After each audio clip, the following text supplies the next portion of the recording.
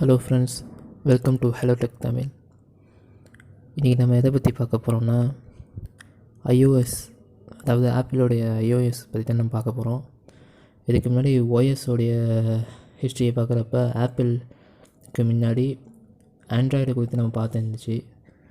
அந்த வீடியோ பார்க்கலைன்னா நான் ஐகார்டில் போடுறேன், ஆண்ட்ராய்டு பற்றி பாருங்கள். அதில் நாம் ஒரு டீட்டெயிலாக நம்ம ஆண்ட்ராய்டு குறித்து ஹிஸ்ட்ரி சொல்லியிருக்கோம்.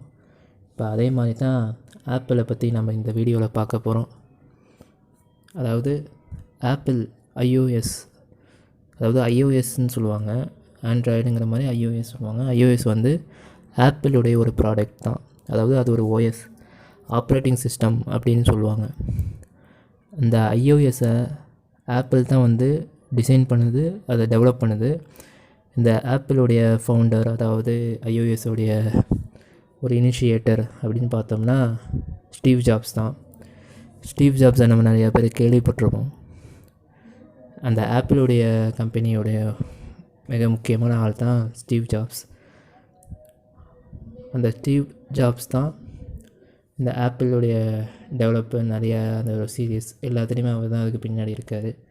அதை மாதிரி ஒரு ப்ரோக்ராமிங்காக இந்த iOS-ஐ நம்ம பார்த்தோம்னா இது வந்து C++, இது போன்ற ப்ரோக்ராமிங் லாங்குவேஜோட இது மிங்கிளாகி இது மூலிமா ரெடியாகிருக்கு இந்த iOSன்னு சொல்லலாம். மேலும் பல லாங்குவேஜில் இந்த இது இருக்குது. நம்ம அது டீப்பாக போகாமல் ஓரளவுக்கு பேசிக்காக இந்த ப்ரோக்ராம் குறித்து நம்ம பார்த்துக்கலாம். ஏன்னா டீப்பாக போனால் உங்களுக்கு அவ்வளோவா புரியாது.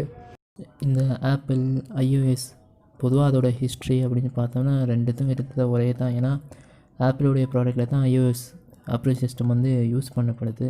அது ரெண்டுக்கும் தனித்தனி ஹிஸ்ட்ரி அப்படின்னு கிடையாது, ரெண்டும் ஒன்று தான். கொஞ்சம் ஓஎஸ்ங்கிறனால கொஞ்சம் ப்ரோக்ராமிங் அது சம்மந்தப்பட்ட சில ஹிஸ்ட்ரிஸ் அப்படியா இருக்கும்.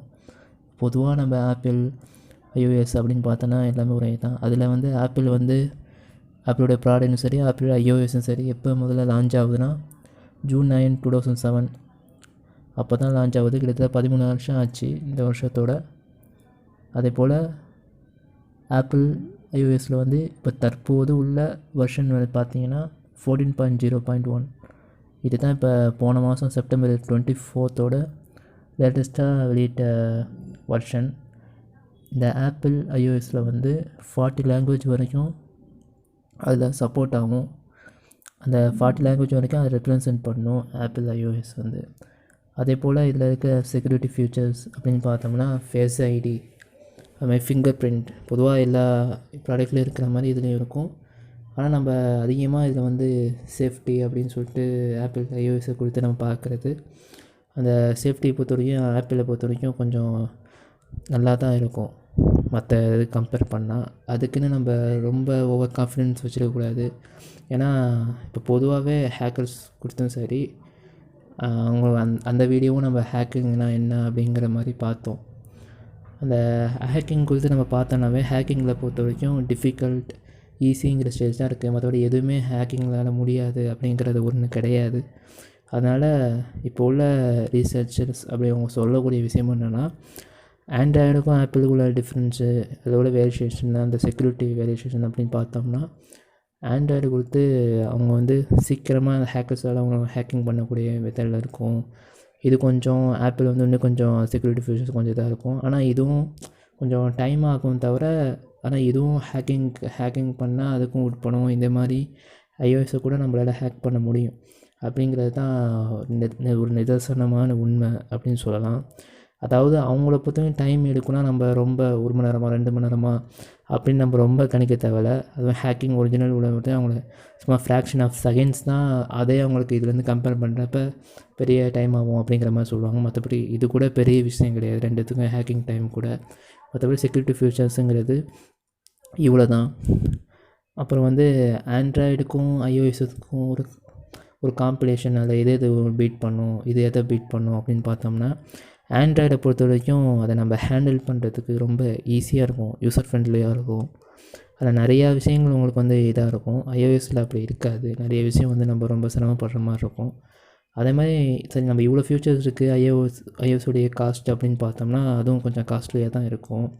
ஏன்னா அதுக்குண்டான அவங்க உள்ளாக்க அதுக்கு சேர்த்துருக்க விஷயங்கள், ப்ராசஸிங் ஸ்பீடு, அதுக்கு நம்ம செக்யூரிட்டி ஃபீச்சர்ஸ்க்காக அவங்க ஆட் பண்ணிக்கிறது. ஏன்னா நம்ம எல்லாமே கொஞ்சம் இதாக பார்க்குறப்ப அதுக்கேற்ற மாதிரி தான் ரேட்டும் கொஞ்சம் அதிகமாக தான் வரும்.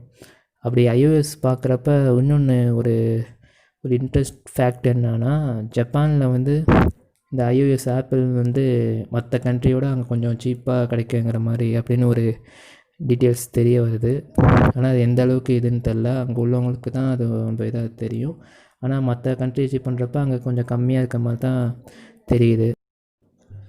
அவ்வளோதான் இந்த வீடியோ. இந்த வீடியோ உங்களுக்கு பிடிச்சிடும் அப்படின்னு நினைக்கிறேன். அதாவது இன்னும் iOS கொடுத்து இன்னும் நிறையா ப்ரோக்ராம் ரிலேட்டடாக போகலாம். ஆனால் உங்களுக்கு புரிஞ்சதை வச்சு உங்களுக்கு டீட்டெயிலாக உங்களுக்கு தெரியணுன்னா இது தான் உங்களுக்கு கரெக்டாக இருக்கும். அதனால் இது உங்களுக்கு ஓரளவுக்கு டீட்டெயிலாக உங்களுக்கு புரிஞ்சிருக்கும் அப்படின்னு நினைக்கிறேன். அதே மாதிரி நிறைய பேர் ஹேக்கிங் சீரியஸ் அப்படின்னு கேட்டிருந்தீங்க. ஒரு நாட்களில் வந்து இந்த ஹேக்கிங் சீரீஸோட எபிசோட்ஸாக நிறையா விஷயங்களை பற்றி, அதாவது டார்க் வெப்பு இன்னும் சரியாக ஹேக்கிங்குக்குள்ளாக்க அதோடு சேர்த்து இன்னும் நிறைய விஷயம் வந்து சொல்ல இருக்கும். அதனால் எந்த அளவுக்கு நம்மளுடைய வீடியோஸ் வந்து ரீச் ஆகுது, எந்த அளவுக்கு நீங்கள் அதை கொண்டுட்டு போகிறீங்க அப்படிங்கிறது தான் இன்னும் என்ன விஷயம் இன்னோவேட்டிவாக சொல்லலாம், இன்னும் எவ்வளோ விஷயங்கள் வந்து எடுத்துகிட்டு வரலாம். ஏன்னா நிறைய விஷயம் வந்து டெக்னாலஜி பொறுத்தவரைக்கும் நிறைய வெளியே வராமல் நிறைய விஷயங்கள் இருக்குது. பொதுவாகவே டெக்னாலஜினா ரிவ்யூஸ், பொதுவாகவே டெக் ரிவ்யூஸு, கேஜெட் அன்பாக்ஸ் அப்படின்னு தான் இருக்கும். ஆனால் இந்த சேனலை பொறுத்தவரைக்கும் ஃபுல்லாக இன்ஃபர்மேட்டிவாக உங்களுக்கு தெரிஞ்சு எதுக்கு எதனால் அப்படின்னு தெரிஞ்சு யூஸ் பண்ணுற மாதிரி இந்த சேனல் வந்து உங்களுக்கு வெயிட்டான உங்களுடைய கெயின், அதாவது நாலேஜ் கெயின் இருக்கும் அப்படின்னு நான் நம்புகிறேன். So do support. இந்த வீடியோ உங்களுக்கு பிடிச்சிருந்தால் லைக் பண்ணுங்கள். அப்புறம் இதை போன்ற இன்ஃபர்மேஷன் உங்களுடைய ஃப்ரெண்ட்ஸு மற்றவங்க தெரிஞ்சுக்கிறதுக்கு அதை ஷேர் பண்ணுங்கள். மேலும் இது போன்ற பயனுள்ள தகவல்களை பெற ஹலோ டெக் தமிழுக்கு சப்ஸ்கிரைப் செய்து பெல் ஐக்கானை கிளிக் செய்யவும்.